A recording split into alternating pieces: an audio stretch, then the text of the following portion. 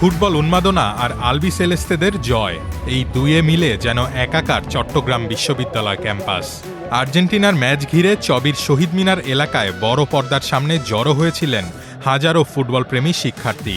নীল সাদা জার্সিতে পুরো এলাকার রূপ নেয় এক টুকরো আর্জেন্টিনায়। প্রিয় দলের প্রতিটি আক্রমণ আর গোলের মুহূর্তে করতালি, শীষ আর গগনবিদারী উল্লাসে মুখর হয়ে ওঠে পুরো ক্যাম্পাস। ম্যাচের শেষ বাঁশি বাজার সঙ্গে সঙ্গেই শুরু হয় মূল বিজয় উদযাপন। প্রিয় দলের দাপুটে জয় নিশ্চিত হতেই বাঁধ ভাঙা উল্লাসে ফেটে পড়েন শিক্ষার্থীরা। কেউ আর্জেন্টিনার জাতীয় পতাকা কাঁধে নিয়ে মেতে ওঠেন জয়ের আনন্দে, কেউ বা চিরচেনা স্লোগানে মুখর করে তোলেন ক্যাম্পাস।